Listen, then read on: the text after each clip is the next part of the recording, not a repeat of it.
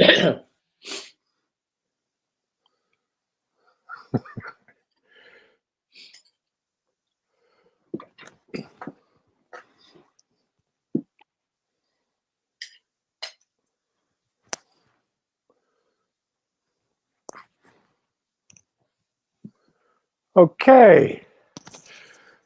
Hello, everybody, and welcome to What is Truth, episode 103.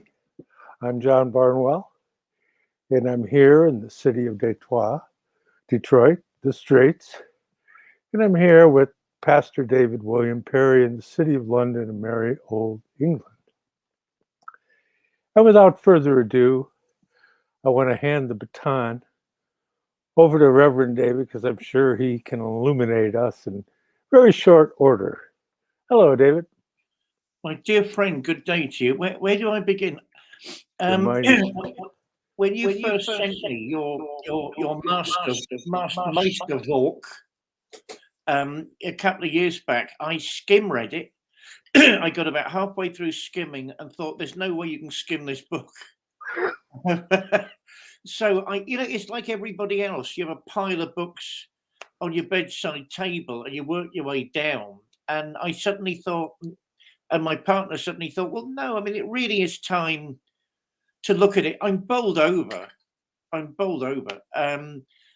The depth, the erudition. Is there such a thing as comparative occultism? I mean, if there's not, you started it. I have certain theological questions that are bubbling up inside me, but they're not formulated enough yet to actually go forward with them. I think it's a tour de force. Why it's not much, much, much better known, I don't know, because it's the sort of occult volume, if that's the word I'm looking for, that really deserves a great deal of major lead credit. So it just surprises me that we're both living in the specters of obscurity, when that book in particular, I mean, it's powerful, it's gripping, it's well written, it's a knowledge fest on every page, and I love the way you slip and you dance, dare I say, from theological points such as the Sophia can't be a member of the Holy Trinity, of which I actually might take a little exception.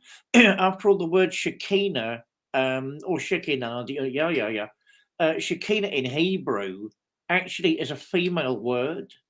So that's got me thinking, gosh, in other words, is the Sophia always somehow the wisdom of the Trinity, always somehow outside the Trinity? I mean, you started this wonderful series of thoughts. I mean, I love the way you bounce from ancient Egypt to India, and then back again, and then some.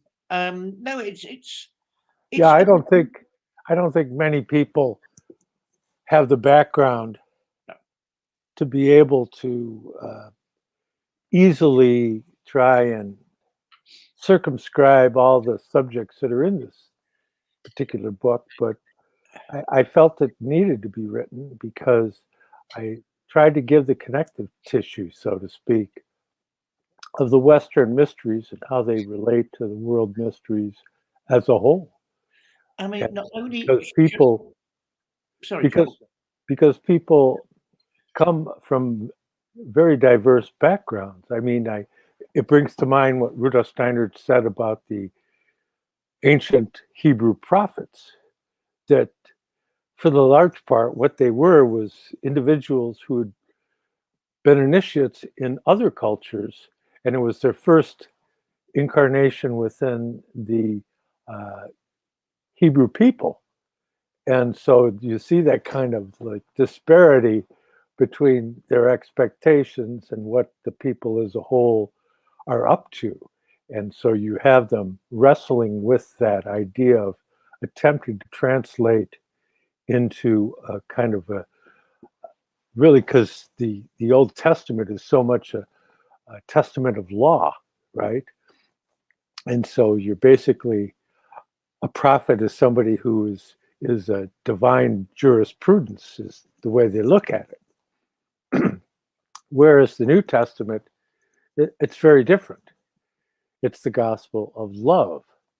And so it has to do with making choices and having a greater opportunity to make choices. You could, I don't have the scripture in front of me, but Paul says, basically all things are allowed, but doesn't mean that all things are beneficial, and so it's that whole idea of cui bono, who benefits, from whatever it is you're doing, because at one time it could be a good thing to do a particular deed.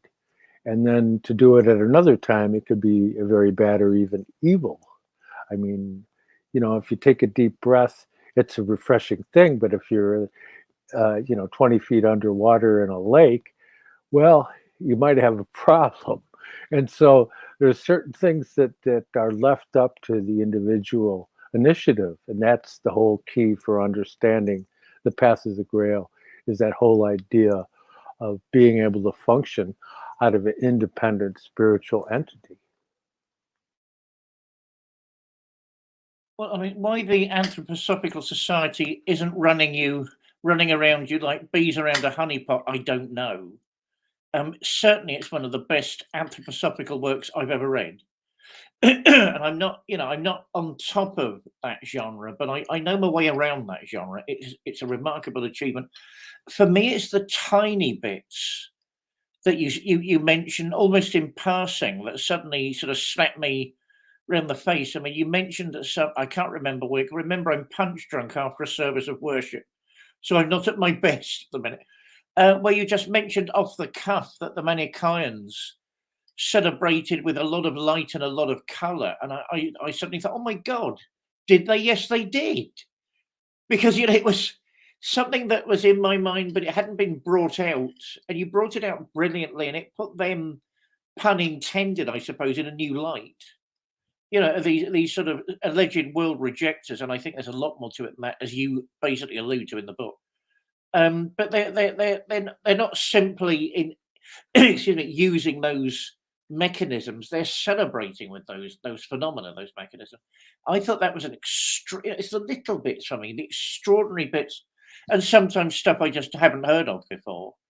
Some of the Egyptian material, because you've actually gone to the next step and looked at it very carefully. I've gone a certain amount into the Egyptian material.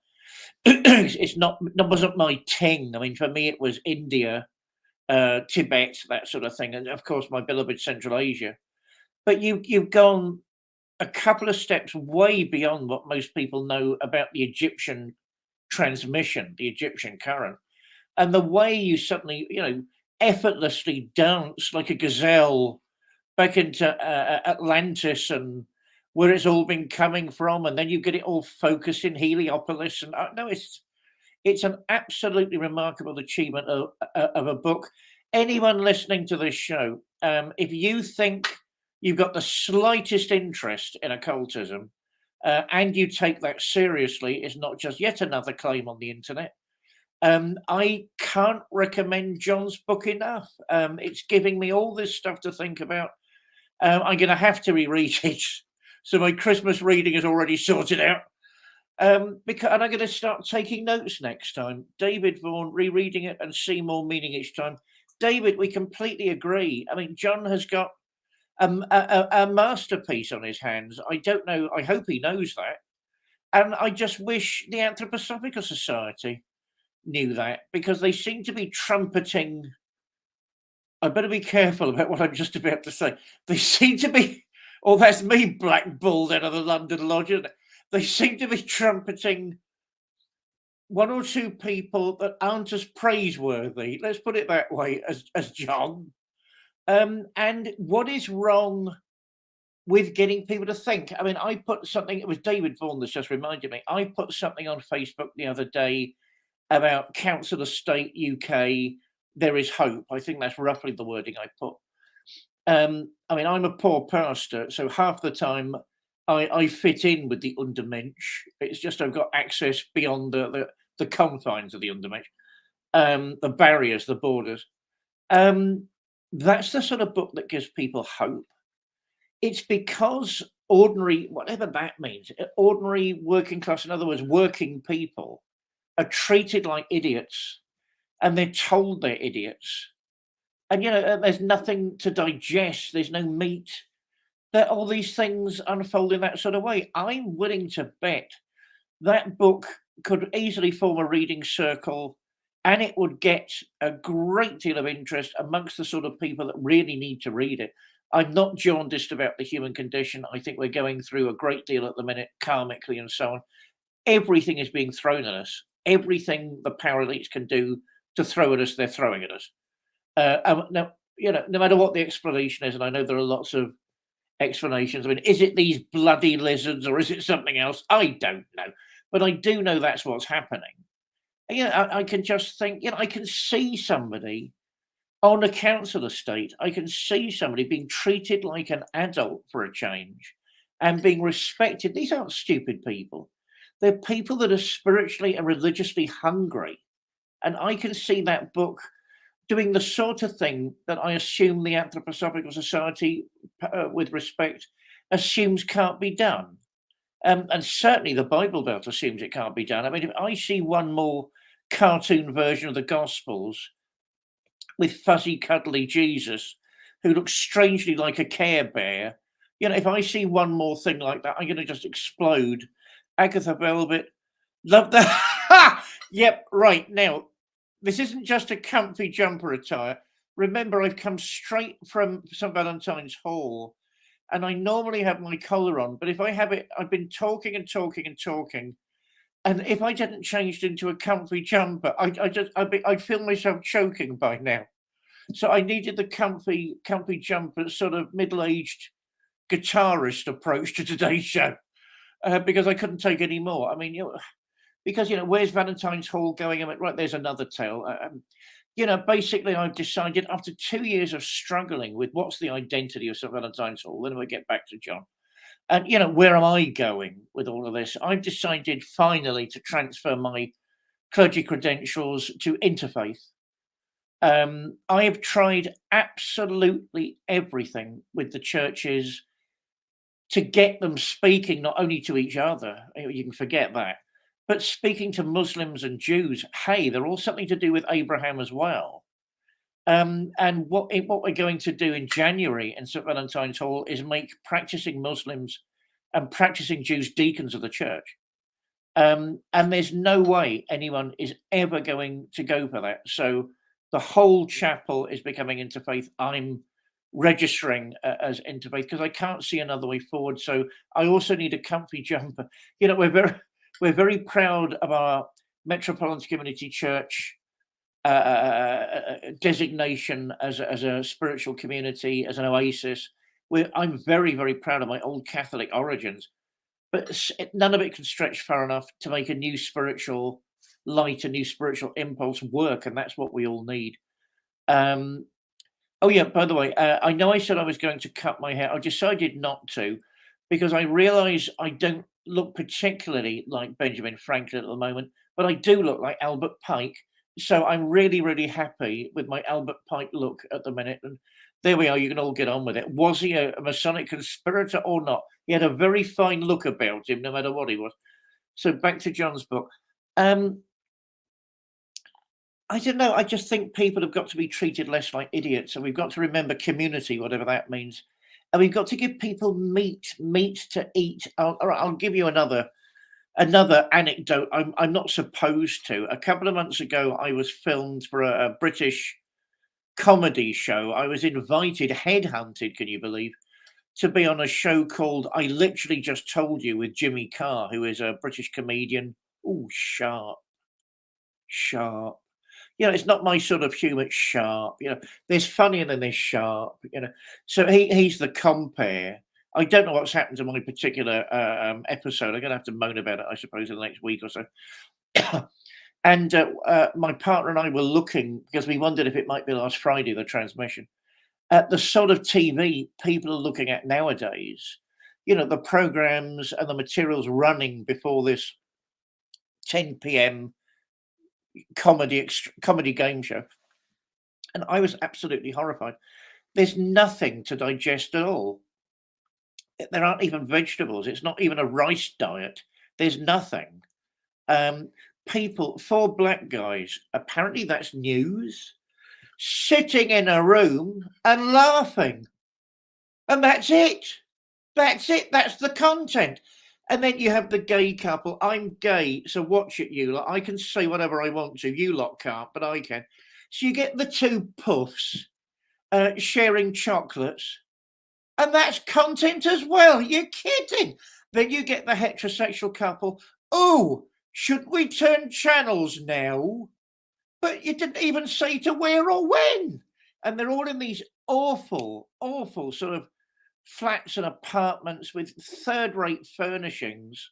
And it's all cozy and nice in a deplorable slave caste way. That's the slave caste. You know, you wear rags and they tell you it's sports clothing, but they're rags. You know, and they tell you this is interior design now. Isn't it cool? And it all looks like a hotel. That's because you're expendable. Somebody else owns your property, right? And so it's how much lower can things sink? Which is why I think there's such constipation, genuine spiritual constipation, genuine metaphysical constipation in British society, and why the recent chaos, which it was, politically happened. The political classes care about nothing apart from other members of the political classes. They're not even interested now in Britain. I'm not saying anything about America. I don't know about America. It seems to me they're not even interested in talking to voters. Turn up and vote. You know, and does it really matter whether you vote Labour or Conservative? I mean, it's the same group of people. They all went to the same universities. They're all lawyers. They're all millionaires. So what does it matter who you vote for? You know, the Queen's official opposition. So, yeah, sorry, Sir Keir, yeah, how much have you got in the bank, darling? Thank you, my lord. Thank you. I mean, it's all pantomime of the worst sort. What people need when they're poor isn't always just money. They need hope. They need encouragement. They need a ray of light in the increasingly darkening night. And John's book, and I'm not exaggerating, is one of those things. I'm trying to work out who I can sort of, without frightening them off. You know, there's this sort of barrier nowadays. If you turn up with a big book, even for Christmas, you know, it's all hugs and kisses. Then they just put it on a shelf and leave it. I'm trying to wonder how we can sneak it into people's lives because it's actually having a great effect on my life. And I'm certain if we could actually reach people who need to be reached, which is more and more people nowadays, that's the sort of meat and potatoes. That's the sort of sustenance that really would change a society that's in terminal decline. How are you, John? Well, thank you for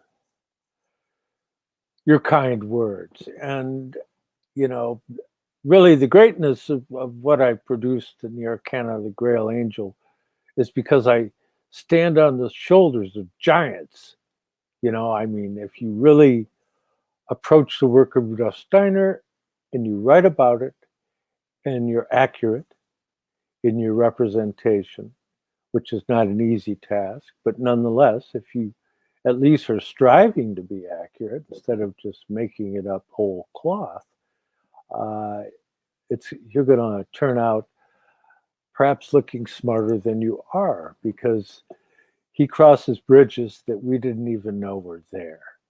But getting back to this whole idea of the value of these things, there's what's called Goethean conversation. And this is a little extract from Marjorie Spock, who's a noted anthroposophist. She says, "Conversing as Goethe conceived it is the art of arts. The very place in his work where the subject finds mention lets us glimpse its singular rank in his esteem. This is in a key scene of his fairy tale, the green snake and the beautiful lily. There, the 4 kings enthroned in the subterranean mystery temple are roused to the dawning of a new age of man. when the serpent, made luminous by the gold she had swallowed, penetrates with her light into their dark sanctuary, and the following dialogue takes place. Whence came you hither? Asked the golden king. Out of the clefts where the gold dwells, replied the serpent. What is more glorious than gold? Light. What is more quickening than light? Conversation. And she goes on to say, unless one understands what Goethe meant, one can feel disappointed at the serpent's answer, which scarcely seems the revelation one expected.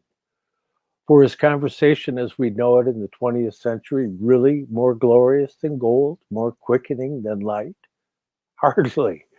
We attach the term to every casual exchange, to the most idle, inconsequential chit-chat. Surely we feel the term must have come down in the world since Goethe's day, suffering severest diminution in its slide. And so, yes, that's really true in light of what you had just shared about the banality of pop culture, that it's like this empty cardboard box with nothing in it. I mean, literally, hardly any air to breathe. And so that we've lost that touch with the profundity of the shall we say the day-to-day sacredness, that we don't see the threshold before us when we approach our day-to-day tasks if we just follow the dictates of pop culture. And that's a real problem. That's something that, for example, Richard Wagner tried to restore in Northern European culture, making a valiant effort, influencing even Nietzsche. And Nietzsche's early development was largely a reaction to the work of Richard Wagner in his operas. And so that Nietzsche wrote his groundbreaking work on the birth of tragedy that addresses the whole idea of the cultural impulses of ancient Greek, that if you look in the ancient world, all the arts were one. They weren't all separated. It was all melded together. And so theater came out of the mystery dramas, art came out of the mystery dramas, music came out of the mystery dramas, poetry came out of the mystery dramas, literature came out of the mystery dramas, dance came out of the mystery. I mean, just the cultural milieu as a whole was something that addressed the presence of the sacred. And that's what's missing. And you see that this attempt at replacement. It's like everybody has karma, and you're going to experience karma. But what they try to do is they try to address it within the realm of law, and it's like it's going to shield you. And now they even want to go, well, let's eliminate that because that hurts your feelings. That kind of, it's just, it's absolutely absurd. It's anti-culture rather than any kind of clarification. What they've done is they've put a blanket over everything.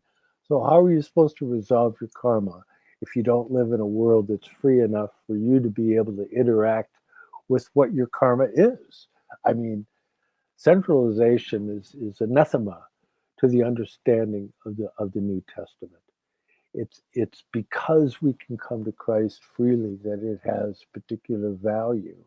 And to make it just like this another rule book. So many fundamentalists, I talked to them, try to figure out where they were at. Like one of the key ones in my neck of the woods was this Jack Van Impe guy. Him and his wife Rexella. He drives around a top of the line Mercedes. I mean, he's talking about $135,000 car, So he's doing pretty good because he's got the Bible memorized, right? The whole thing. Chapter, verse, you name it, punctuation.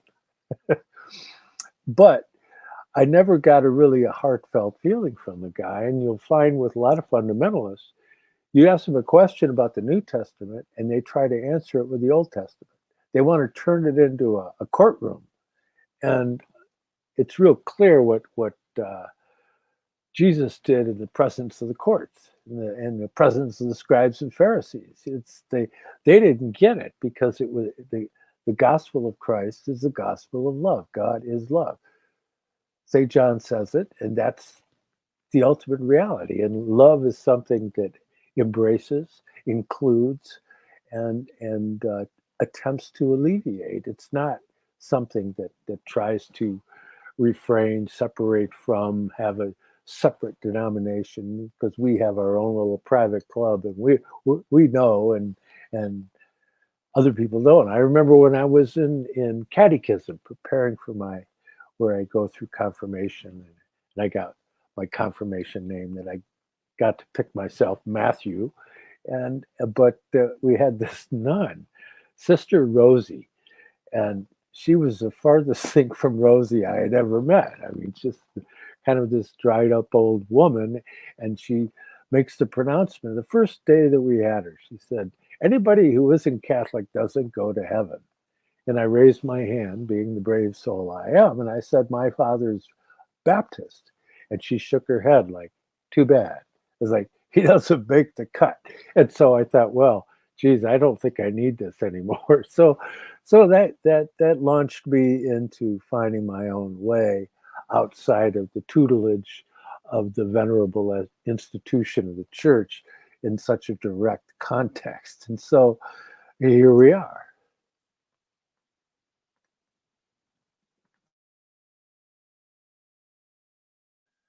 Yeah, I mean, too many people of worth and value are abandoning the church, either directly or indirectly. My trouble, present company accepted, with the majority that do that is, all right, Gina Blackford, John's book has helped me to revive spiritually. It has meat for the soul. I'm thankful. I second that, Gina. I second that.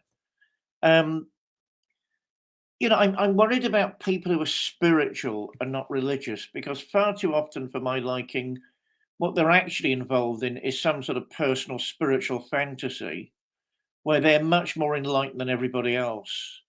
And, oh my God, I'm just so free. Is that really what it's about? Um, where you do and think whatever you want to because there's nothing to measure yourself against. And there's no frame of reference. And I'm wafting here and I'm wafting there. Well, yeah, good for you, but it's not serious. It's not real. I love um, and church has all of the denominations. I mean, particularly after what I've just said, they've got so much to work through. It's untrue. But the idea of a spiritual community, a religious community, whereby you are forced to deal with people you like and you dislike, and the people that bring you back down to earth, and people that show you, by the way, you're not a Mahaguru saint, you're a bastard. All of that is very important. The closest I got to it outside of what we're doing at the minute was actually a Quaker meeting. There was a Quaker meeting called the Wandsworth Quaker Meeting, which isn't too far from where I'm based at the minute. And I used to go there every Sunday because it's, what does Quaker worship offer in London? The one thing you never get, an hour of peace and quiet. So it was intoxicating beyond belief. And I quite like that contemplative approach. And in that particular meeting, it wasn't discouraged that if you, and I know it's sort of common, but in lots of Quaker meetings, they don't do it. If you really did want to say something, verbalize the prayer, then okay, no one is going to jump on you. And some of the things we heard, I mean, they were absolutely incredible. And John's really putting me off. Is everything just about to explode? I can see a back fiddling, so that's got me very worried. So it was actually talking to a Quaker elder. We were being inundated with demands for coffee. Afterwards they hold their fellowship. Right, can I see that? Exposition of faith. Oh my God, Religious Society of Friends. Yeah, they are wonderful people. They are wonderful people. Come on, John, with my eyes, I cannot. I get past a certain point and it's all just colours and sounds. The exposition of the faith, the Religious Society of Friends, commonly called Quakers, in the fundamental doctrines of the Christian religion, principally selected from their early writings by Thomas Evans. This is the 1826 edition. And that's an 8. 1828 edition. And so, yes, the Quakers are very interesting. Richard Nixon was a Quaker, by the way, which is, you wouldn't think so.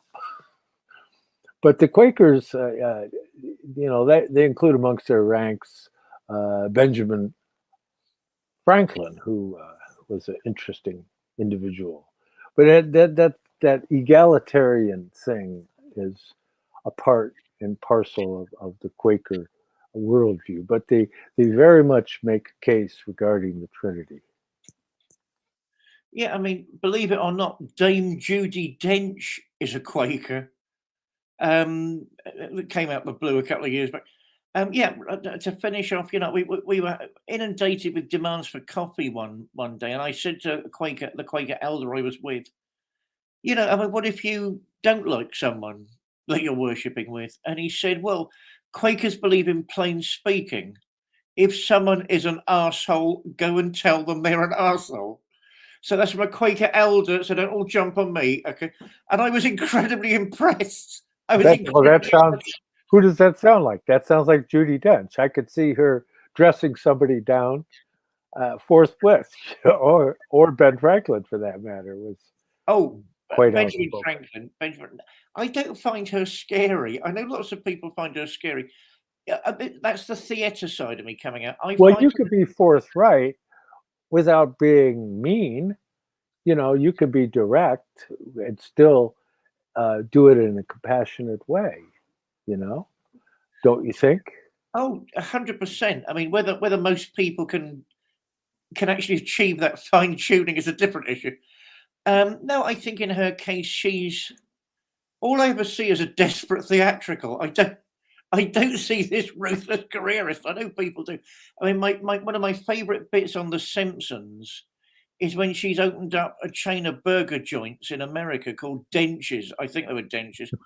And somebody gets an order wrong, and you hear on the tannoy, "No, don't hit me," and then you hear this thump-like sound where she has done. But no, I don't read her that way. That's old school theatre. Oh my God, where's my next job coming from? I mean, I think the Free Church is wonderful. Quakers are wonderful. And as I say, I mean, those are the models I've always tried to adapt, because those are the models I respect the most. And I'm not saying there isn't room for pomp and pageantry. I was looking recently at some of the Marian processions in Spain and Italy. I think the Spanish have slightly more going for them in certain ways because, ironically, of the Islamic invasions. A whole city is involved in carting around this massive statue of the Blessed Virgin, drenched in flowers and finery and jewelry. And the penitents, I know lots of American tourists think it's the Ku Klux Klan, but it's not the Ku Klux Klan. They're penitents. Penitente. Well, I mean, if I was going to involve in those things, I'd do it myself. No, I don't want everybody to see who it is. So I'd want a big hood as well. And it was just the joy and the pageantry and the music and the colours and the fact it crossed borders and boundaries. I mean, in front of the major float, which was the Blessed Virgin, you had people dressed as knights and Saracens who would make mock movements in fencing, because that's part of the history. And it struck me afterwards, that is brilliant. Not only brilliant choreography, it's brilliant as community building, because there are Muslims and Christians in that area, and why not include everybody? And I'm planning to stage one in Britain next year. I was looking up with Dan. I was looking up the British equivalent. Oh, can we get rid of the Church of England finally, please? I mean, I was talking to friends of mine of the Church of England, and the sort of thing I was talking about was too high, by which they mean too high church. What you mean, the interesting bits? And so remember, the Church of England technically is a blend. It was designed; it wasn't simply caprice. I mean, why the manner in which it started is odd, when I put it that way. But lots of very clever people saw that as an opportunity to stop the wars of religion, which they were all over the continent, to stop them coming here. So the idea was that you had low church, which is basically like baptism, like Methodism, although I'm not sure they existed then, but like chapel, like that sort of stuff. And you had high church, which was a bit Catholic, but not really Catholic. And it depended on your demographic, it depended on your congregation, whether you were a priest with a low church or a priest with a high church. I mean, where did that go wrong? Because everyone that went to the fossilized institutions of Oxford always ended up in charge of high church. So, because it's tradition. So, again, class seeped into an absolutely brilliant idea, trying to marry the two forms of expression, but it didn't work. And and the theatrical side of me, the aesthete side of me, it certainly doesn't work. I mean, we saw some marches around Walsingham, which of course is a Marian shrine in Britain. I think it's a bit up north somewhere. And I noticed the priests were actually shouldering. You've instantly lost the symbolism if it's the priest doing it. That's a whole different narrative going on. So you get some half-hearted priests who don't really want to be doing it. You can tell by the look in their eyes. They're not penitent. They're not doing anything. They're not trying to show themselves and the community they were in the wrong and they're going to do better. None of that. Just a group of has-beens, a group of, oh my God, let's get this over with people. An incredibly small, I mean, big, it took 6 men to carry, but incredibly small statue of our Blessed Madonna and the Child. And there was all this grunting going on. And it struck me, so hang on, instead of, going around the circumference of this major, beautiful city like Seville, all of a sudden it's just a few diehards and malcontents going around the church boundaries and expecting foreigners to turn up and be grateful for it. And apparently there's another one in St. Silas, I think that's North London, which is very high church for an Anglican church. They even have statues of the Virgin Mary with a veil. I mean, so, that sort of thing. Apparently they tried it, but it didn't work. And there's either an Italian church or an Anglican church in a place called Clerkenwell. Clerkenwell sort of just in that direction from me. But again, it's just a statue sort of hoisted on something and taken around the periphery of the church. No, all of the symbolism, all of the colours, all of the community building, all of the efforts, all of the difficulties that would have gone into putting on a show, because it's also a show, a procession like that is suddenly absent. And you've got this sort of typical British, oh, that's good enough attitude, which I've always detested. So I'm thinking of putting my own version of that on next year. I class it as art, but maybe it's a bit more than that. And believe it or not, your book is one of the reasons I'm now determined to put it on. Don't hold back. Don't hold back. Do what has to be done and do it well. Well, I mean, if you want some bolstering to that effect, the trilogy by Tyler and Douglas Gabriel, The Gospel of Sophia, deals with a lot of those issues regarding the divine female and what is that and how does that relate, and being that gender seems to be so much an issue today, there's a certain way you can look at it pertaining to the realms of soul, even if you take it on the simplest level, that the divine, as Rudolf Steiner indicates, the divine feminine in essence represents the soul. And so you have that's the most basic level, but the recognition of the divine feminine is so critically important to understanding the mysteries of the Grail. And that's been just completely supported by the researches of Walter Johannes Stein, the eminent Grail researcher, a direct student of Rudolf Steiner, who is my mentor. Werner Glass was his protege, and while I don't blame any of the conclusions, if there are such things in my book, to either of those two individuals, I do acknowledge the inspiration that I received as to how to approach a subject in the spirit of the quest, because that's really what it's about. It's because if you are sincere to yourself, you're on a quest, and we keep hashing over this in my conversations with Joe Visconti. You know, why is that? You know, why are you here? You know, he likes to go around to people when he's doing his political work, and he walks up to them and asks them if they believe in angels, and he says they almost always say yes. Okay, but don't you wonder what that means? You know, isn't there somebody out there could maybe illuminate some of that obscurity to you? You know, and of course, about the only game in town is Rudolf Steiner that deals with any depth regarding the celestial hierarchies. And so that was the challenge that I had to address, and it occurred as a result, an outpouring that occurred after I was involved in the heart research with Ralph Marinelli, where we were able to successfully get modern medicine to acknowledge the fact that Rudolf Steiner said that the heart is not a pump. Now, they all talk like they knew it all along. Well, that's fine. I don't care that they even know who I am or what I was involved in.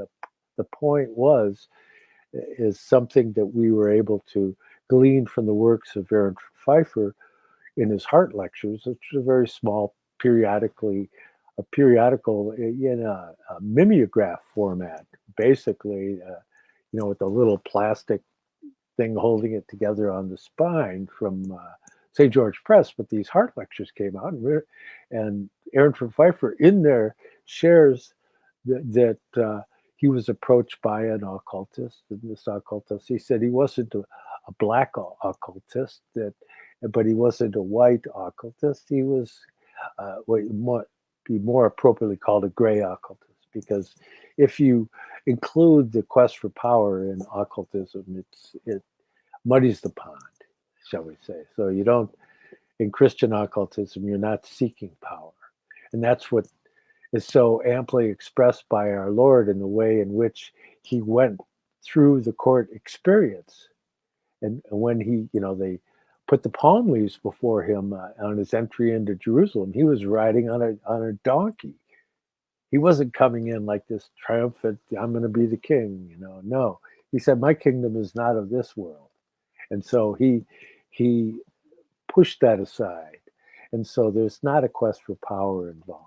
But through denying yourself the quest for power, it enables you to tap into that which is all powerful, which is, I am the way, the truth, and the life.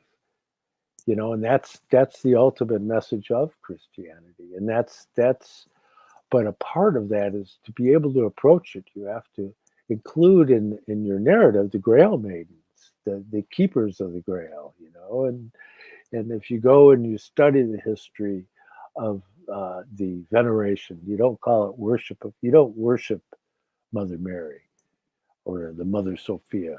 You venerate her. She's like the mother of the embodiment of the Christ. So she went through her Assumption, and so she is the real thing. And we had a long talk about that the other day with Douglas Gabriel, and covering his autobiography. Basically, we've been doing a series together on that, and it was a dear friend of ours who she set up a altar to Mary in Pope John Paul's bedroom, but he made her move it out into the hallway, But she was the person who led the conferences for the apparitions. He put her in charge of all of that. This dear old friend of ours, who's passed away in the last couple of years. But so I have a lot of experience relative to that. And when you get into it and you start looking at the history, it's fascinating because it all leads back to Bernard of Clairvaux. It was Bernard of Clairvaux really who introduced that veneration of Mary back into the church. And Bernard of Clairvaux's interesting individual because he was the one who wrote the rules for the Order of the Knights Templar. And so he's a very key individual. Plus, if you go to the Divine Comedy of Dante, when he gets to the highest levels of heaven, who takes over being his tour guide? It's Bernard of Clairvaux. So you could see that Dante is drawing on a Templar impulse, as Rudolf Steiner specifically states. And so it's a wonderful excursion. And you bring up Spain and that whole idea. Well, they really had some struggles with the Moors there, yes? So there was the real struggle took place between Christianity and Islam. And also, if you look at the history of the Zohar came out of Spain. And it came out of a city that was dedicated to the Mother Mary. And so you have the whole doctrine of the Shekinah in the Zohar, of which I have a 23-volume set here. But it's like, it's something that is a part of the reality itself. And so the more your concepts deal with realities, the deeper they'll penetrate into the world, because they're dealing with something that actually exists. And the problem with so much of what Steiner says, for example, when he's talking about the mysteries of Hibernia in Ireland, and he talks about the two statues of art and science, and that art tends to drift off into fantasy, whereas you don't have any basis on beingness in the realm of the science side, because it abstracts away from the reality itself. The more it constructs itself, the farther it gets away from the thing it's attempting to describe. You see, so there's a whole idea of understanding that, and to be able to bring these things together. That's what Richard Wagner was talking about. I'll read a brief section of a lecture, Richard Wagner and Mysticism by Rudolf Steiner. He says, Richard Wagner had a dim feeling that such harmony had once existed. He looked back to a very old culture in ancient Greece that still had a religious character. He saw that in gray antiquity, music, drama, dance, and architecture did not operate as separate undertakings. They all functioned in conjunction with one another.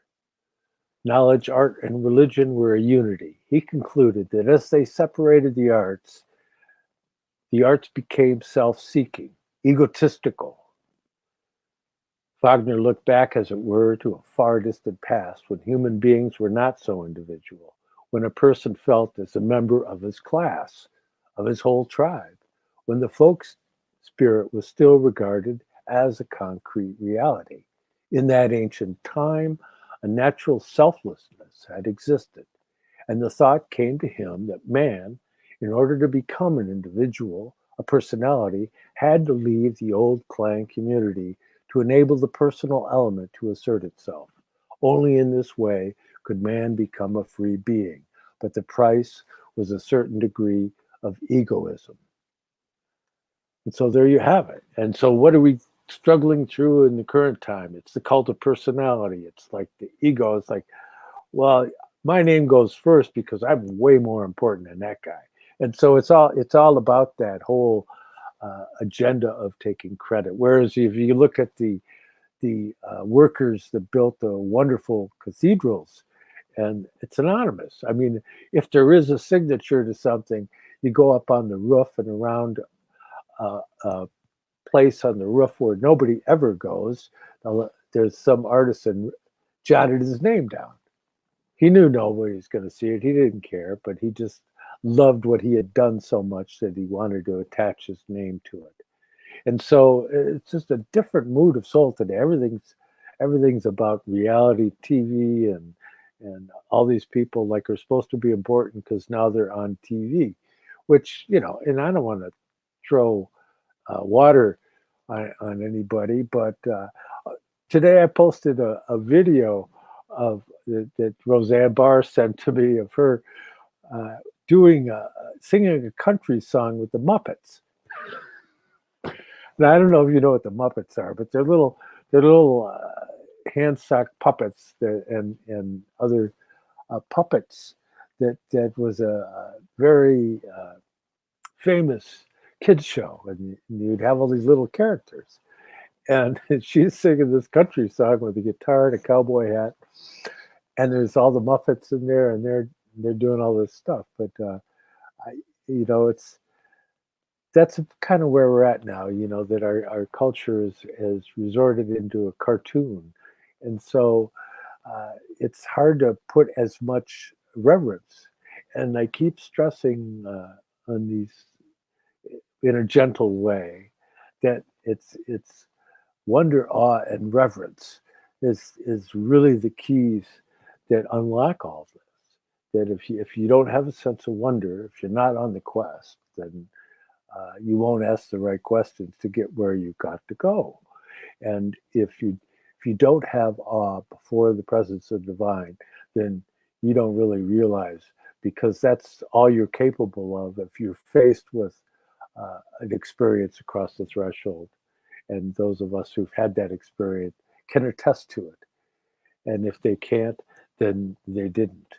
And then reverence is the end result, so that you're replacing your anger and your fear with awe and reverence. That's really what you're doing here. That's our path.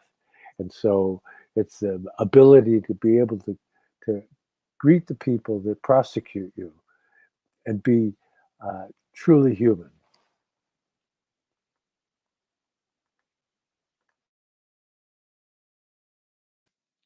I tend to go by the old adage that the labourer is worthy of his hire. I think it's good that people take the credit for wonderful works, because it uplifts everybody. I certainly think you deserve a great deal more credit than you've been given, as far as I know.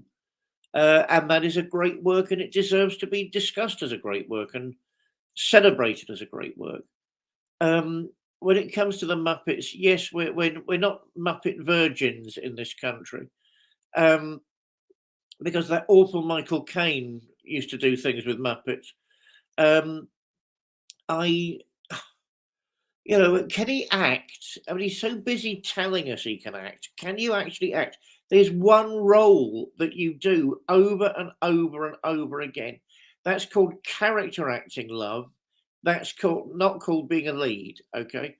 So, right. Yeah, he's who does Michael Caine play when he does a movie? Michael Caine. Yeah. He's no Gary Oldman. No. I'm Gary Oldman. I mean, geez, look at that guy. I mean, every one of his movies, he has a different voice. You wouldn't even think it was the same guy. I remember when I finally got to see him being interviewed on one of those nighttime shows, maybe Letterman, I don't remember, Jay Leno, one of them, and I got to hear his voice, and I was flabbergasted because it was different from every voice that I'd heard him use in movies. It was a higher pitched voice. It was very British, and it was just startling to me. And so, you guys have it down. I much prefer watching movies that are made by the British from that viewpoint. Is that, gee, they actually think it's a good idea to study acting before you become an actor. What a novel concept. America here, they go, oh, I like her bone structure. Put her in a movie. It's like, and she's kind of standing around, pigeon-toed, trying to act like she really means what she says. I mean, you just get these kind of cardboard cutout situations. The level of quality is nowhere near Gary Oldman or Anthony Hopkins or Judi Dench or what have you. It's very rare to have a really good actor that isn't just a character actor. Most of the American actors are their character actors, and you may love them and you think they're great, like Clint Eastwood. He's great. I mean, I could always rewatch a Clint Eastwood movie, but who does he play? Clint Eastwood. He's a character actor. I'm sorry, and we're having the good fortune of having somebody who actually knows about theater, and that's Pastor David William Parry, and Joe Visconti. He's the director of the American Shakespeare Theater. So I got all these people around me. Douglas, he was active in doing Rudolf Steiner's mystery dramas and all that. So I'm the person with the least experience in theater, but I've stood right next to it.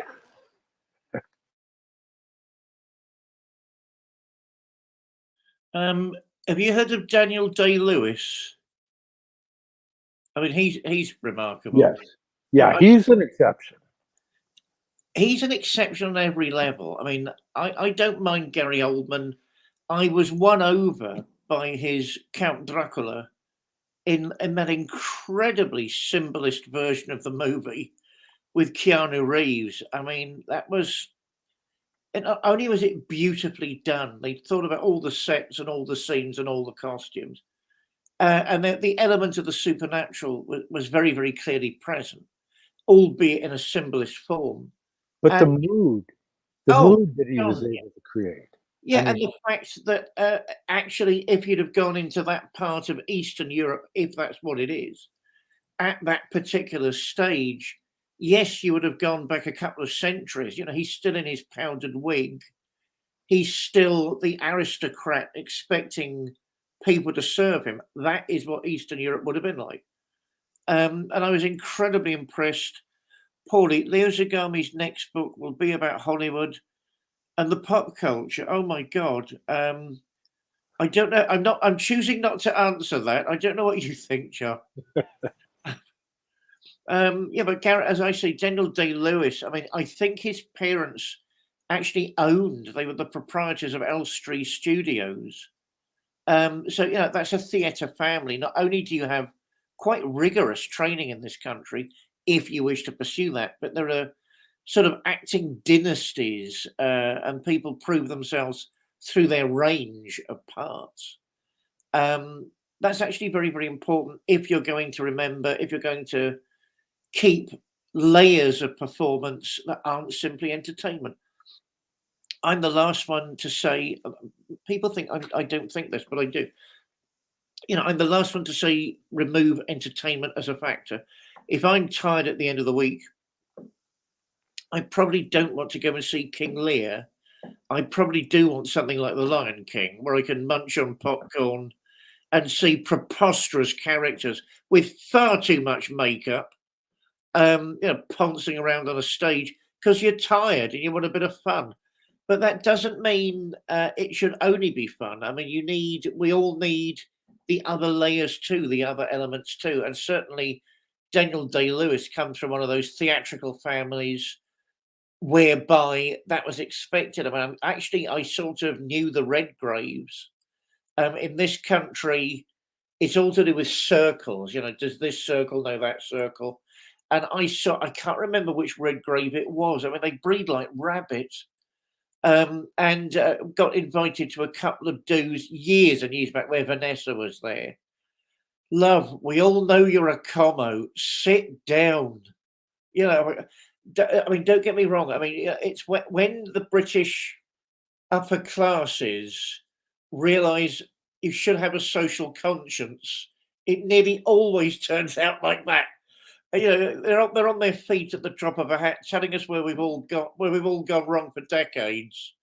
And it's always to do with sort of 50,000 people suffering in Nicaragua. It's always something to do with that. More power to them. I'm not having a go at that, but that's acting dynasties, and people forget how versatile and incredible she was. Or the Dautrices. That's another acting family. No, I mean, I'm quite proud, I suppose. One of the few things I'm proud of in Britain nowadays is that that's trying to survive against a great deal of international pressure, whereby, everything becomes homogenized and everything becomes one-dimensional. I'm not against entertainment. And, the beginning of Indiana Jones and the Temple of Doom. And I loved that franchise, and I love Harrison Ford as Indiana Jones. I think he's got a great character there. Harrison Ford, of course, is a proper actor because he's got a range of different characters, and he takes John. Well, yeah, actually, Douglas Gabriel was the consultant on that, along with Star Wars, and it's interesting because, well, the Star Wars franchise is really gone to ruin. I think it's just they just make sequels just to make money. But yeah, he was approached quite early on. Well, first, Marcia Lucas, George Lucas's wife, approached Werner Glass because Werner Glass was the big wheel out in Hollywood for Waldorf education, and he knew. Everybody knew, he was mentor to Marilyn Monroe and on and on and on. So she approached him because they had this story idea, and they'd been getting some things from Joseph Campbell and whatnot. But it was Werner who referred them to Douglas Gabriel from American Intelligence Media, my best buddy. And he was the consultant on that and on the later on with the Indiana Jones franchise. And so it's interesting because so often you dig around and you find out that there's an anthroposophist in the mix. Yeah, I think again, it's the labor of being worthy of his hire. There's such a thing as sort of false modesty. I think we've got to be known because it will help the whole enterprise be taken more seriously, and people will see the multi-layered contribution that anthroposophy makes, not only to the arts but the sciences, to ecology, to all sorts of things. It needs to be better known. By the way, if people see me looking to the left and the right, it's because it was bonfire night here on the 5th. Our festal calendar. So you have yeah, this is how it roughly goes. You have Halloween, you have All Saints Day, you have All Souls Day. Valentine's Hall was concentrating on All Souls Day this year because I'm an incurable Democrat. I got told off by lots of Americans on Facebook, so it's not All Souls Day yet. So I had to change that in case it wasn't clear enough, but we were focusing on that this year. But then it goes to Bonfire Night, where Guy Fawkes couldn't pull it off and blow up Parliament. What a loser. So we punish him every year by burning him at the stake. Take that, you loser. The minute someone's got a good idea, like blowing up Parliament, they drop the ball. What's wrong with these people? So we have Bonfire Night, a sort of fire festival, I suppose, for want of a better word, where you get sort of it used to be where you get communal aches and pains and angst out into the open. And there were always fun fairs, and there were certain foods that are associated with it. A great deal of fun, which comes to oh God, what is the date? The 18th, Remembrance Sunday. I mean, what the Anglican Church did, I'm not going to say for bad reasons, but I think it was an error. They sort of took this season of the ancestors and they put it at the service of the war dead. So Remembrance Sunday is the amalgamation of the remembered ancestries of this country, which also is, has 2 world wars grafted onto it. Curiously, I was saying this earlier at St. Valentine's Hall. I mean, I can barely look at, or even when I was a kid, I could barely look at it. I mean, I've got actually a red poppy. I had one on my clerical gown, my minister's gown, earlier today. I'm also a signed member of the Peace Pledge. That's not to decry the sacrifices that all those young people made. It's nearly unimaginable how many people there were who gave up their life. And what we were trying to do at Valentine's Hall, but we couldn't get the resources we needed, was have a wreath somewhere on the worship table composed of red and white poppies. So we recall the sacrifices that were made, but we remember they must never happen again. We remember that peace, the peace process is always better. You know, jaw is always better than war. But we didn't get the chance to do that, unfortunately. And I can't find white poppies this year for love nor money. But you know, there's one point. It's normally held at the Albert Hall. I don't know if our beautiful, wonderful listeners know about that. And there's a bit at the end where there's a net over the ceiling of the Albert Hall. The net opens, and a single poppy represents one life, which falls to the ground. And there are so many that fall to the ground. You're practically ankle deep across the Albert Hall in poppies by the time it's finished. So, you know, I'm not going to have a go at the Church of England for co-opting that particular part of this particular season, but it, you know, because it's just so terrible and awful, it must never happen again. Gosh, I've completely lost my point because there are more fireworks going up all around me at the minute. John, how's it like in your neck of the woods? Well, I like the fact that British at least have a strong and heartfelt relationship to the seasonal festivals. They are a festive nation. We really should call them a nation state. Because they have this idea that the way in which to do things is to have the high church and the low church. You know, we're on the inside, you guys are on the outside, that's a frequent thing. I mean, they even had that was a part of the Knights Templar, that they had their esoteric circle that Rudolf Steiner talks about. Their high, they had a high mass that they had for members who'd been initiated into the deeper levels of the Templar order, and it's not the nonsense that came forth through torture at the behest of Philip le Bel, which the doppelganger was able to shine forth in certain individuals and go into graphic representation of dreadful things. And so you have that, but that can give one pause because you look at it and you see that within British culture, for example, you have that whole idea of a multi-tiered society, and upward mobility is really not on the table, not really.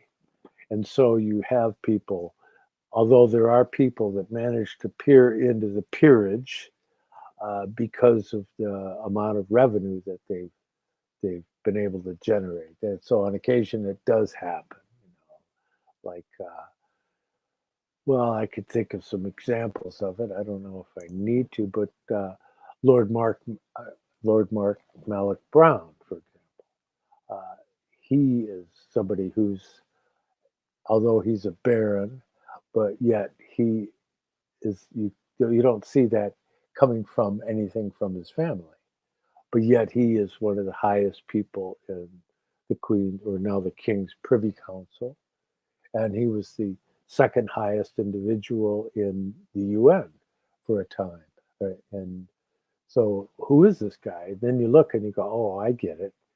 His wife is descended from members of the East India Company, and or no, her was the Hudson Bay Company that were so active in Canada, you know. So you always see the people are very rarely at least more than a couple steps away from notable bloodline. So they're playing that whole bloodline thing, which really to me is fascinating because there's been so much noise made about a particular date, January 6th, here in the States. And it's interesting to note, what does that date represent in church history? That's the festival of the Three Kings, right? So, and then you have the Three Kings, the Caspar, Belshazzar, and Melchior, who bring the gifts of gold, frankincense, and myrrh to the baby Jesus. And it's representing that this was coming into a relationship with various cultures, so that you have an Eastern king and an African king and a European king all coming to pay homage, which is really quite fascinating. But you go, okay, but what about that date? Well, that's the birth date of Joan of Arc. And what was Joan of Arc's mission? Her mission was to separate the French folk soul from the British folk soul. That was her job. That's what happened under the activities of Joan of Arc. And so I kind of like to think that what we've been working on over here is to try and separate ultimately the United States from British influence, which has been here all along. As a student and teacher of history, I gave a course at a master's degree program on world history and American history, and I can tell you that if you think that we really won the American Revolution, the King George never surrendered. It was just the army that surrendered. And so you have this whole idea of the movement within the United States of the banking system. And that's what we're beneath right now. We're beneath a British-centered banking system. And so the controls that are put into the world in current state of affairs is out of the City of London, which is essentially an Anglo-Saxon institution, by the way. City of London has a charter going back to the Roman Empire. And they were able to continue the deal because William the Conqueror never conquered the City of London. And so he said, okay, let's stop this war, and you get to keep the deal that you cut with the Roman Empire. And they're still functioning under a contract going back to the Roman Empire, which is different from everywhere else in the UK, just so you know. And so when you're in the City of London, when the Queen would go to the City of London, what did she have to do, David? What was she doing? She had to ask permission to enter into the City of London, right? Just as she has to ask permission there's a formal ritual when she enters Parliament. Yeah, so they have this whole rigorous model of separation regarding the different levels of society, which is really an inheritance that they received from the Norman French influence, that whole idea of the Normans, of which, well, that's my family. If you want to be mad at me about something that I had nothing to do with, then that's fine. But it goes back to that whole idea of the development of the estate, the first estate, the second estate, the third estate, the fourth estate, that whole system of estates, and that you have somebody who's on the right side of the king and somebody else on the left side of the king. Above the king is the first estate. That's the church. The second estate is the king and the nobles. And then you go into the third estate is everybody else, right? That's your commoners, so to speak. And the commoners sit on one side, on the left side of the king, and the nobles sit on the right side of the king. And so that's your division between the right and the left in the classical consideration. Although, however much it gets distorted through modern day politics is just absolutely ridiculous. But it's fascinating. These things really do have meanings, and they really have relationship to actual things that have existed for a long time. They're stale institutions that are still striving to hold power over us today. Yes, and January 6th is the Epiphany also. Yep, that's correct. Thanks to good old Dean McKenna reminding me of that. Yeah, so you have that idea that there's something that's working beneath the surface, and that if you can reawaken your sense of wonder and develop a sense of awe and reverence, that can bring you closer to it. I don't believe I'm ever angry with my modern American friend because of his ancestry. It did say in Athos that the Normans were bastards, but you've got to remember, and they were the bastards, but you've got to remember my general historical thesis that they were all bastards. I mean, what made our ancestors tick is nearly completely beyond me.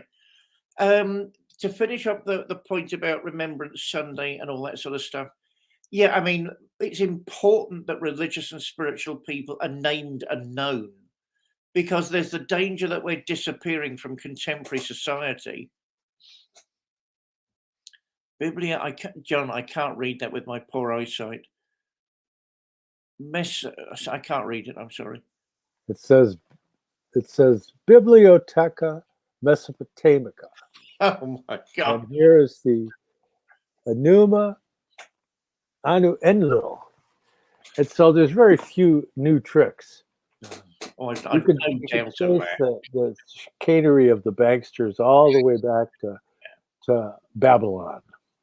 Yeah, I'm absolutely no doubt of that. I mean, that's why I'm so certain you need more recognition for your achievement, and we all do. I mean, I heard a couple of years back that members of the AS were actually involved in designing Remembrance Day ceremonies. Right, what are the names? What are the names? What are the names? It's important. It's important so spiritual and religious people don't turn invisible. We mustn't turn invisible. That's a trick of the dark powers. They're not really there, and if they are there, it's just this private little fantasy. Don't worry about them. Dark powers are trying to tell secular society, atheist society, that we are an irrelevancy, not simply that we're a minority, that we are an irrelevancy. And anyone that knows about funding structures, even the Anglican Church, as loath as I am to admit it, and all the works that they do. I mean, I'm told by a reliable source that advertisers tell churches to keep the fact they're doing something quiet in case it reduces revenue. So we're disappearing from public space. That is a real danger.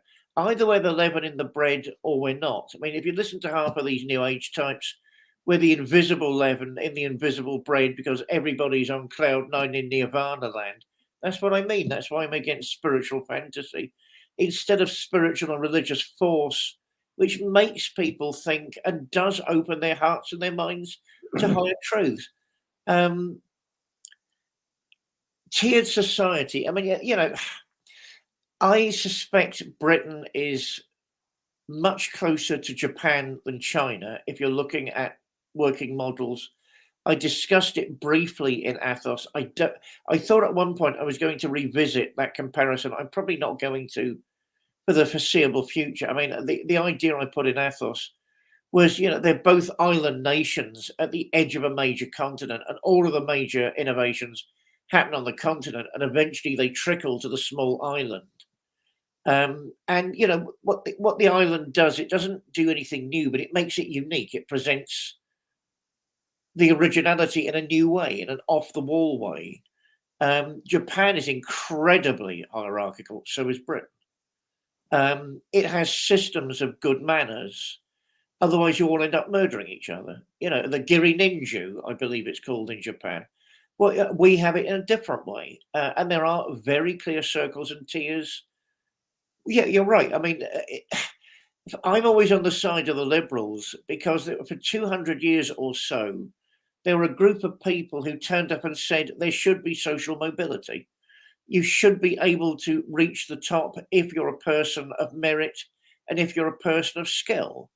That is disappearing again. And I don't find that any relevancy. I find that very important. Trickle down. I mean, that's the big row in chaos Britain at the moment.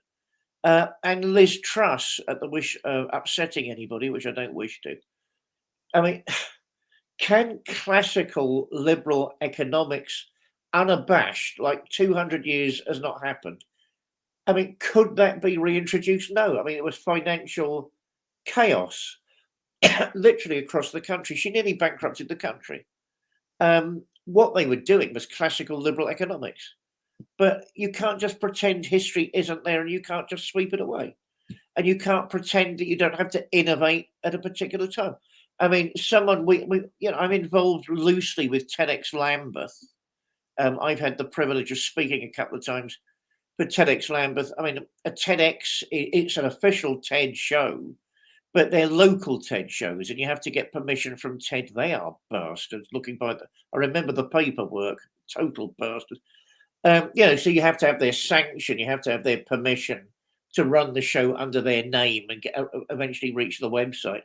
I mean, it gave me the pleasure of meeting someone called Ben Braben, who had been a Royal Marine and ended up the CEO, Pope of Level 39, I think was the company, which was this high-powered group of young creatives and young financiers in Canary Wharf. I mean, they were in building number 1, I think. The iconography is see-through.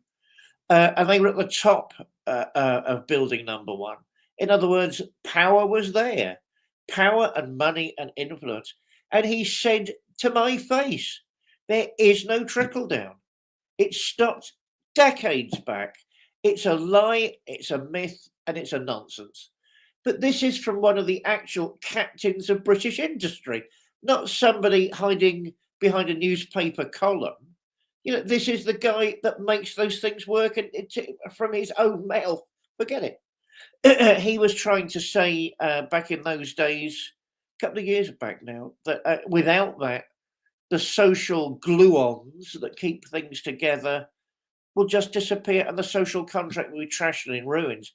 We're nearly at that stage now, because what the middle classes are doing, what's left of them, is they're giving each other trade, and they're giving each other contracts and resources.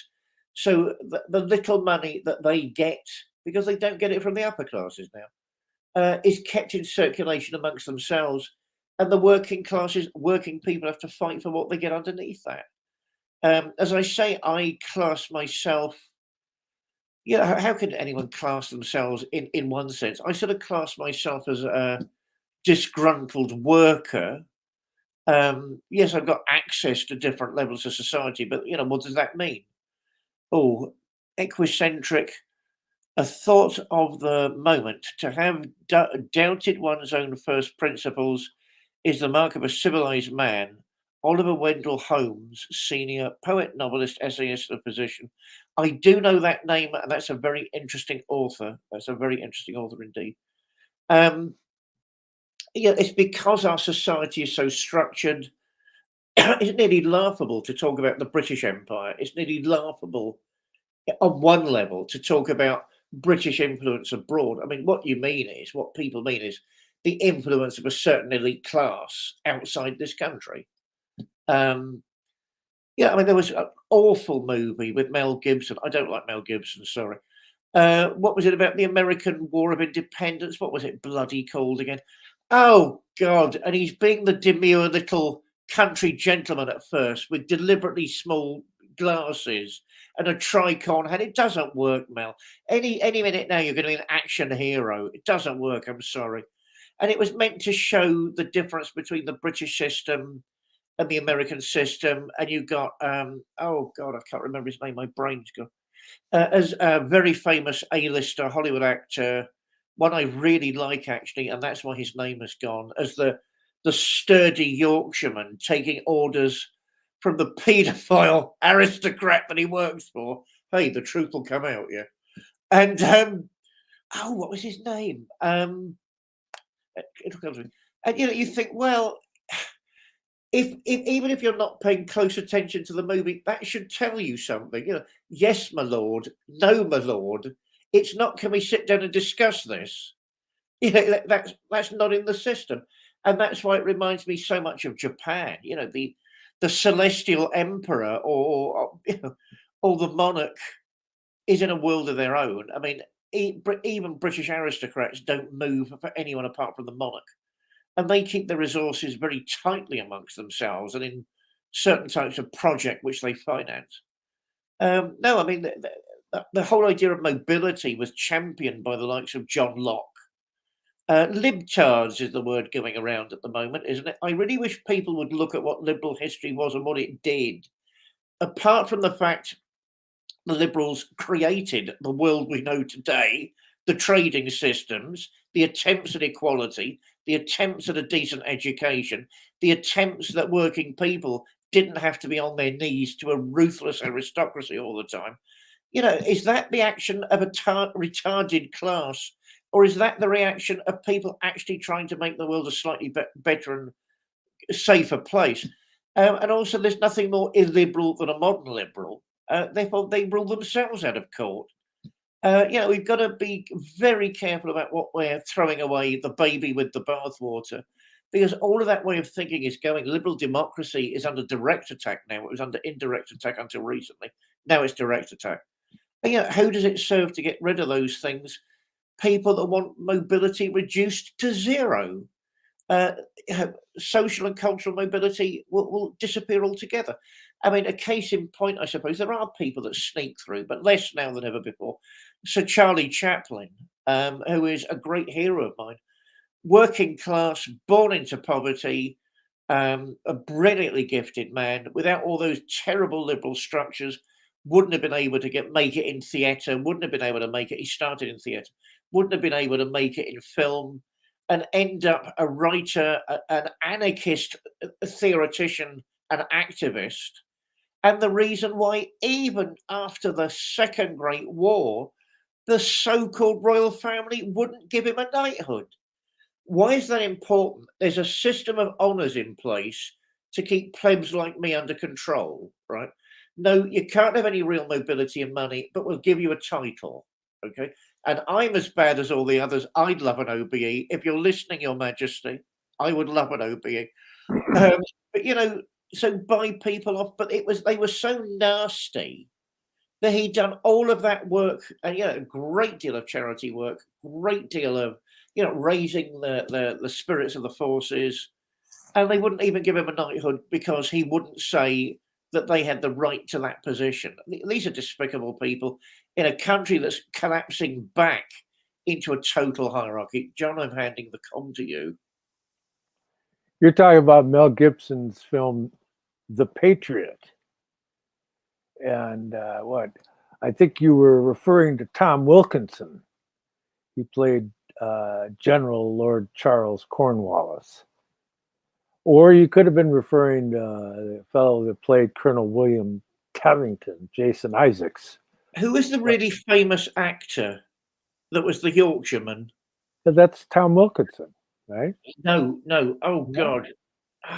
Well, I'm looking at the cast right here, and I'm not seeing. Can you see a really, really big Hollywood name there? Big Hollywood name. Heath Ledger. Nope. And there's Heath Ledger, Chris Cooper, Daniel Logue, Adam Baldwin. I don't know who you mean. Oh, I'll have to think about it. As I say, I'm shot away after a Doesn't matter. Yeah, the point is taken, regardless of our ability to access trivia, not to trivialize.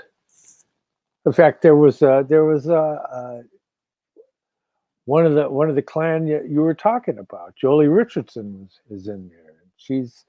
She's a member of the that acting family you were referring to earlier, Redgrave family. Yeah, there's quite a number of them, but so that's all well and good. But we're starting to run out, and I think Reverend David's starting to look a little peaked. So I think I should move us into the next phase, and that's where I share with you, as I have so many times, the wonderful writings of this gentleman here, The Grammar of Witchcraft by David Parry, Reverend David Parry. That's not a grimoire, it's a Shakespearean study. And here we have his Shakespearean-esque poetry, Caliban's Redemption, and his main work at this point, although he's got another loaf in the oven, I believe, from what I hear. But this is Mount Athos Inside Me, Essays on Religion, Swedenborg and the Arts. And it's edited by the very talented Daniela Hadi Irandust, who is the author of a study of Waldorf education on the philosophy of education toward an anthroposophical view by Daniela Hadi Irandust. You can get a free digital version of that on Amazon, but all of them are available in book format on Amazon, and you can go look them up and you can get them there. My books, my first book, the one that we talked about today, is The Arcana of the Grail Angel. It's currently out of print, reprinting, but I haven't got it done yet. It's the spiritual science of the Holy Blood and of the Holy Grail, a study developed out of the work of Rudolf Steiner of the underground streams of esoteric Christianity, which flowed from the Brotherhood of the Holy Grail to the Order of the Knights Templar and the True Rosicrucian Order, as a foreword by Douglas Gabriel, my best buddy, and a series of diagrams based on the work of Rudolf Steiner of the cosmological features of spiritual science. And in the second volume, that I had one here that I was using, but somebody bought it, and so it's no longer here, and the other copies are downstairs. But anyways, that's the Arcana of Light on the Path. I still have copies of that. The full series of diagrams is included in that volume, but there's also an additional whole series of other diagrams, so that it's actually, to understand the first book almost requires the second book. But that being said, I still have a few of those left. So if you're interested in getting that Arcana of Light on the Path, you might want to not wait too long. But there's links below. You can reach me through academia, if you're outside the US, through academia, or through private message on Facebook. If you're in the continental US, you can order it directly from me through Amazon. I mean, not Amazon, through eBay. Try to keep all this stuff straight, but I'm not always capable, but that's okay. And so David's books are available on Amazon. My books are available. My book, one book right now, is available on eBay. Soon they'll both be available on Amazon. That may simplify matters greatly. But that being said, that's all well and good. And it's always such a pleasure to be able to converse with my dear friend, the Pastor David William Parry from the City of London in merry old England. And it's become kind of a tradition that I asked if he would share with us a prayer. Of course, if he has some parting words before that, that's the usual case. So I pass off to you. It's one of the highlights of my week to talk with you and share this show with our little church, with our community. I wish it wasn't so little, but no, I mean, I look forward to it, John. I count you as a very important friend and colleague. And if ever it was proved, it was been proved this week by reading your book properly. It's a remarkable piece of work. Yeah, I mean, I've been looking at modern fairy tales over the last couple of days. I'm thinking of writing a modern fairy tale. I'd like sometimes when they're made into TV and movies. I liked, was it Angela Carter, The Company of Wolves, a retelling of Little Red Riding Hood with all this deep Freudian analysis? Oswald Spengler, we are your congregation, David. Thank you, Oswald. I'm deeply grateful you said that. I regard all of you as, my view of congregation is family, family and tribe and friends. I think congregation as a word needs to be taken a lot more seriously. People bonded together by their beliefs, their hopes, their dreams. Therefore, that's very important to me. Thank you. And thank you for your support, John.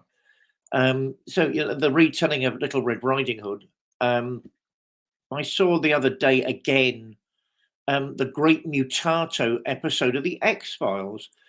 Very hit and miss series. I mean, most of it was sci-fi, some of it was supernatural. We need more supernaturalist works.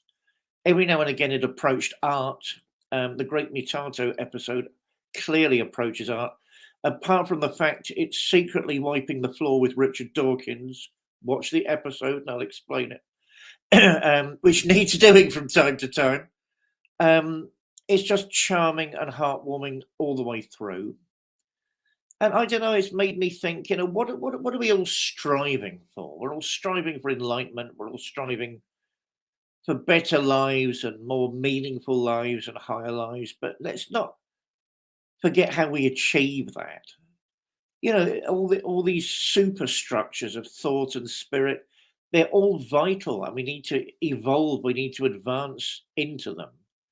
But let's not forget the basics that get us there. Courtesy, respect for other people. That much maligned word nowadays, faith. I am a man of faith with far too little faith more often than not. I need to constantly tell myself things will be okay, things will be okay. I need more faith. We all need more faith. Trust.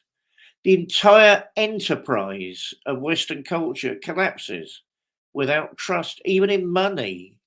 In God we trust. Without trust, it's all over anyway.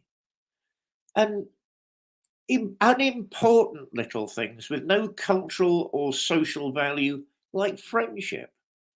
There's no currency in that. You needn't become friends with someone, but if you do, two lives or more are warmed by that. Therefore, my prayer this week, my extempore prayer this week, is that we all remember and find gratitude to God, to Jesus, to the universe, for those tiny little things that actually bind us together with our humanity at a greater depth. And I ask that the angels, which I've no doubt are there, can help awaken us to their work in this equation and to our participation in a cosmic design. May the words of our mouths and the meditations of our hearts be found acceptable this day to each other and to Christ our Lord. Amen. Amen. And thank you so much, Pastor David, and to everybody else who showed up and those that are going to see this later on. Greetings and adieu.